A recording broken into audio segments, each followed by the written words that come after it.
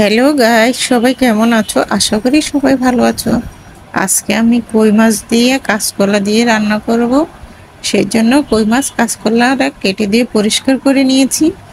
আর এখন মাছের গায়ে নুন হলুদটা মাখিয়ে নিব। আধা চামচ লবণ দিয়ে দিয়েছি। দিয়ে দিব আধা চামচ হলুদের গুঁড়া। নুন হলুদটা ভালো করে মাছের গায়ে মাখিয়ে নিব হাত দিয়ে। মাছগুলি কিন্তু আমি সুন্দর করে কেটে নিয়েছি, একদম পিস পিস করে মাঝখানে কেটে নিয়েছি, তাহলে মশলাগুলি খুব সুন্দর করে ঢুকবে আর মাছের ভাজাটা খুব ভালো লাগবে। মাছগুলি আমি নুন হলুদ মেখে এক সাইডে রেখে দিলাম। এখন আমি কাঁচকলাতে কিন্তু লবণ আর হলুদ দিয়ে মাখিয়ে রেখে দিব। এটা আমি ভাপ দিব না, ভাপ ছাড়া লবণ আর হলুদ দিয়ে মাখিয়ে রাখলেই চলবে। ভাপ ছাড়াই আমি রান্না করব এভাবে খুব সুন্দর করে। ভাজার জন্য এখন কড়াই বসিয়ে দিলাম। কড়াইটা গরম হয়ে গেছে, দিয়ে দিয়েছি সাদা তেল। তেলটাকে একটা ছড়িয়ে দিচ্ছি খুসনির সাহায্যে।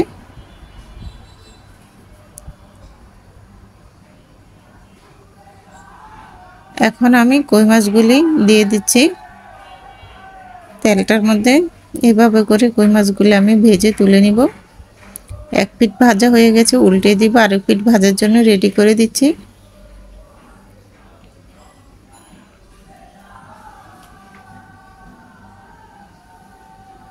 দুই পিঠ কই মাছে খুব সুন্দর করে লাল লাল করে ভেজে নিয়েছি।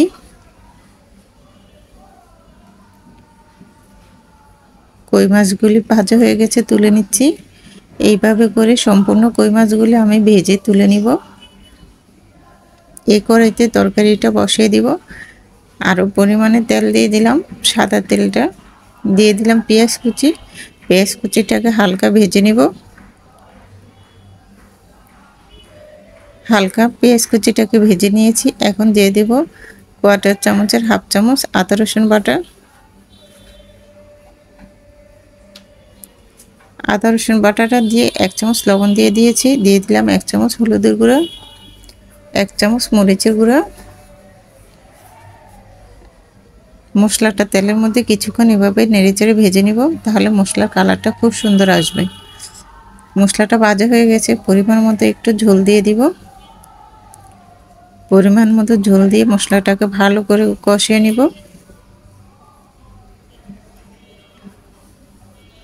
মশলাটা কষানো হয়ে গেছে। এখন আমি কাঁচকলাটা এই যে হলুদ মাখিয়ে ধুয়ে নিয়েছিলাম, কাঁচকলাটা দিয়ে দিলাম মশলার মধ্যে। নেড়ে ছেড়ে আমি এভাবে করে কিছুক্ষণ কষিয়ে নিব। তরকারি কালারটা এখনই খুব সুন্দর লাগছে, পরে আরও সুন্দর লাগবে। 5 মিনিট ঢেকে রান্না করব। 5 মিনিট পরে ঢাকনাটা তুলে আবার আলতো করে নেড়ে চেড়ে দিচ্ছি।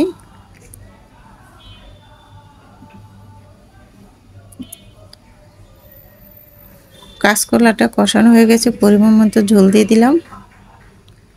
ভালো করে একটু নেড়ে চেড়ে দিচ্ছি। ভেজে রাখা মাছগুলি দিয়ে দেব। ভেজে রাখা মাছটা দিয়ে দিলাম, আর মাছের দেওয়া একটু পানি দিয়ে দিলাম।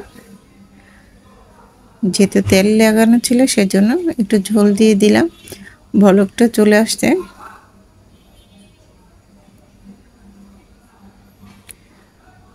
কিছুক্ষণ ঢেকে রান্না করেছি। কিছুক্ষণ পরে ঢাকনাটা তুলে আবার একটু আলতো করে নেড়ে চেড়ে দিব। তরকারিটা কিন্তু হয়ে গেছে। এখন কোয়ার্টার চামচের হাফ চামচ জিরার গুঁড়া দিয়ে দিচ্ছি ভাজা। এতে তরকারির ফ্লেভার এবং স্বাদ দ্বিগুণ হবে। জিরার গুঁড়োটা দিয়ে একটু আলতো করে নেড়ে চেড়ে দিচ্ছি।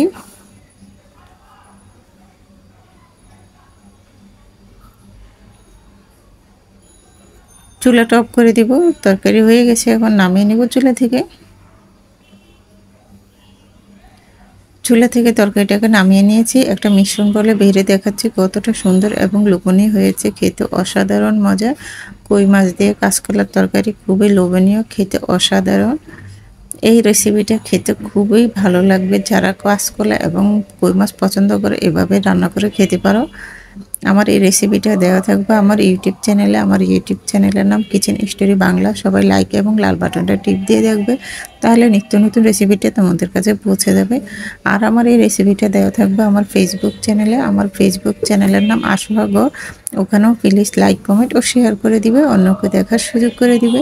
রেসিপিটা এ পর্যন্তই। সবাই ভালো থাকবে, সুস্থ থাকবে, নিরাপদ থাকবে। আল্লাহ হাফেজ।